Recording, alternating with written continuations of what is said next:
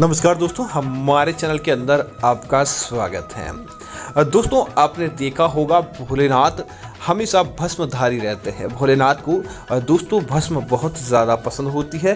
भस्म को दोस्तों राख भी कहा जाता है।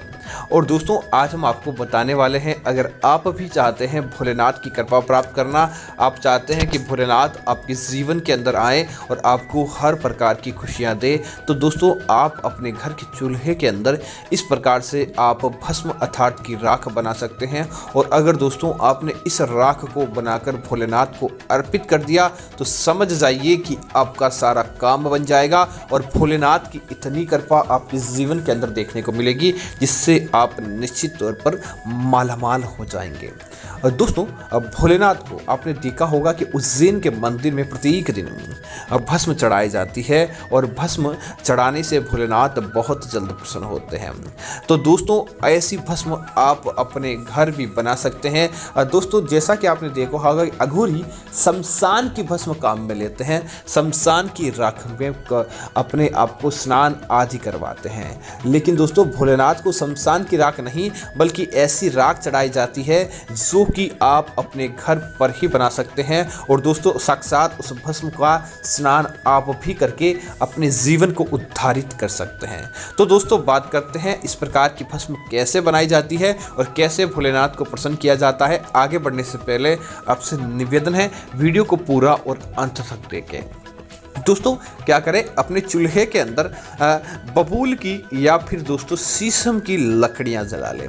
आपको आपके आसपास बबूल की लकड़ियां आराम से मिल जाएगी। और दोस्तों इन दोनों में से कोई नहीं हो तो कोई दोस्तों पीपल की भी लकड़ियां इसके अंदर आप काम में ले सकते हैं। दोस्तों इसी के साथ ही आप क्या करें, उसके अंदर कुछ सामग्री ऐसी पड़ती है जो भस्म बनाने की काम आती है। दोस्तों सबसे पहले बेलपत्र। दोस्तों बेलपत्र भोलेनाथ को बहुत ज़्यादा प्रिय होते हैं और बेलपत्र को लेने से भोलेनाथ की असीम कृपा देखने को मिलती है। तो दोस्तों आप सूखे बेलपत्र के पत्ते ले लें। सबसे पहले सूखे बेलपत्र के पत्ते बना लें और काफ़ी मात्रा के अंदर बेलपत्र की लकड़ियां और बेलपत्र के पत्ते आप अपने चूल्हे के अंदर डाल दें। उसके बाद दोस्तों बारी आती है दोस्तों इलायची की। दोस्तों इलायची बहुत सुगंधित मानी जाती है और साथ ही साथ दोस्तों देवी देवताओं की इसे प्रिय माना जाता है। ग्रह क्लेश हो, बाधा विकार, इन सारी चीज़ों को अपने आप ही समाप्त करती है दोस्तों। इसीलिए आप इसके अंदर आप बेलपत्र के साथ साथ इलायची के दाने भी जरूर डाल दें। अब दोस्तों अगली चीज़ की बात करें तो दोस्तों गोबर के कंडे। दोस्तों गोबर को पंचगव्य के अंदर स्थान दिया गया है। तो गोबर को डालने से इसकी राख दोस्तों दूर दूर तक सुगंध देती है और साथ ही साथ दोस्तों इससे बनने वाली राख बहुत पवित्र मानी जाती है। तो चूल्हे की राख के अंदर वह गोबर के कंडे भी डाल दें। और उसके बाद दोस्तों सबसे अंतिम के अंदर आप क्या करें, इनको जलाकर बहुत अच्छी और बढ़िया राख का निर्माण कर लें। दोस्तों वह राख इस प्रकार होनी चाहिए कि आप उसके अंदर किसी प्रकार का कोई लकड़ी का टुकड़ा आदि नहीं रखें। तो उस राख को आप छान लें। और दोस्तों उसके बाद क्या करें, एक बड़ा सा टब आदि ले, उसके अंदर पानी डालें। पानी के अंदर दोस्तों सबसे उत्तम है कि आप उसके अंदर कुछ गंगा जल की बूंदें जरूर डाल दें ताकि वह पानी पवित्र हो जाता है और उसके अंदर किसी प्रकार की अशुद्धता नहीं रहती है। अब दोस्तों जो चूल्हे की आपने राख ली है उस राख को दोस्तों आप उस गंगा जल वाले पानी के अंदर डाल दें। और दोस्तों सारी की सारी राख को उसके अंदर एक रात्रि के लिए भिगो कर रख दें दोस्तों, जिससे क्या होगा कि राख पवित्र हो जाएगी और वह राख निश्चित तौर पर आपको मालामाल करने वाली होती है। अगले दिन सुबह उठने के बाद दोस्तों सबसे पहले स्नान आदि कामों से निवृत्त हो जाएं और उसके बाद दोस्तों उस राख को ले और उस राख के छोटे छोटे अपने हाथों जिस प्रकार लड्डू का आकार रहता है उस राख को पानी के अंदर से निकाल कर उस राख के लड्डू बना लें।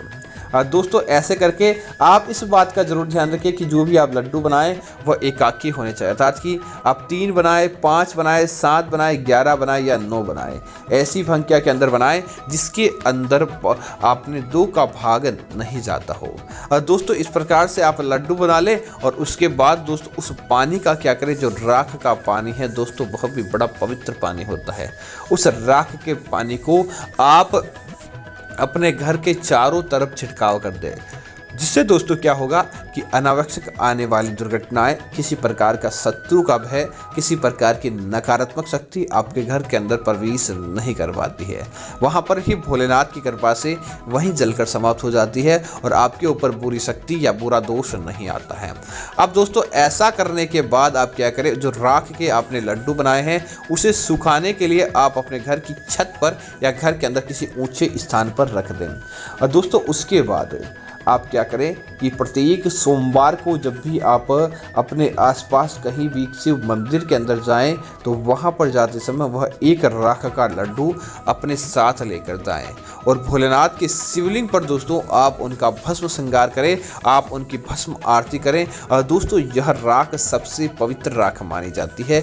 इस राख को चढ़ाने वाला, इस राख से भगवान शिव की भस्म आरती करने वाला दोस्तों लाखों करोड़ों का मालिक बन जाता है। उसके जीवन भर उसको ऐश्वर्य की कमी नहीं रहती, उसको धन संपत्ति अपने आप ही प्राप्त हो जाती है। दोस्तों इसी तरह अगर आप धनवान बनना चाहते हैं तो दोस्तों उस राख को आप एक काले कपड़े के अंदर बांध दें और काले कपड़े के अंदर बांधने के बाद इसे अपने घर के मुख्य द्वार के ऊपर की तरफ लगा दें, जिससे कभी भी आपके घर के अंदर नकारात्मक शक्ति, किसी प्रकार के गलत इरादे वाला व्यक्ति और किसी प्रकार का कोई ऐसा व्यक्ति जो आपका बुरा चाहते हैं वह आपके घर के अंदर प्रवेश नहीं कर पाएंगे। यह चीज़ आपके घर के अंदर अच्छी चीज़ों को, धन को, लक्ष्मी को आकर्षित करके आपको मालामाल बनाने का कार्य निश्चित तौर पर करती है।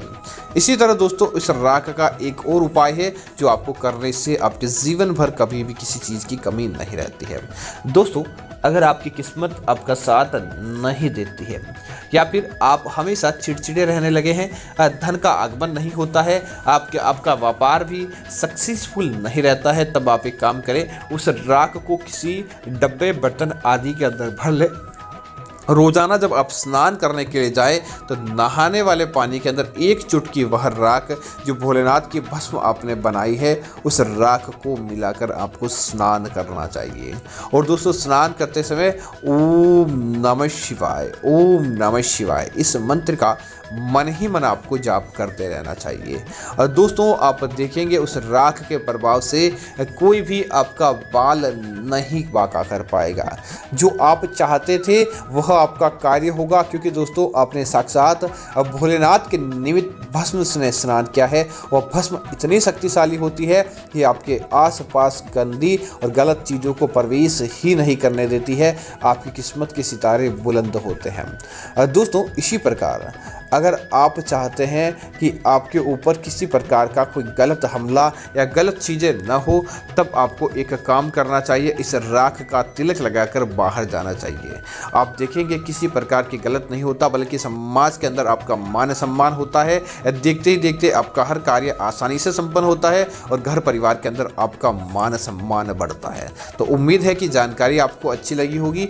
ऐसी अन्य जानकारियों के लिए आप हमारे चैनल को सब्सक्राइब करें और साथ ही साथ वीडियो को लाइक और शेयर करना ना भूलें, ताकि इस प्रकार की जानकारियां आपको मिलती रहेगी। धन्यवाद मित्रों, जय श्री राम मित्रों।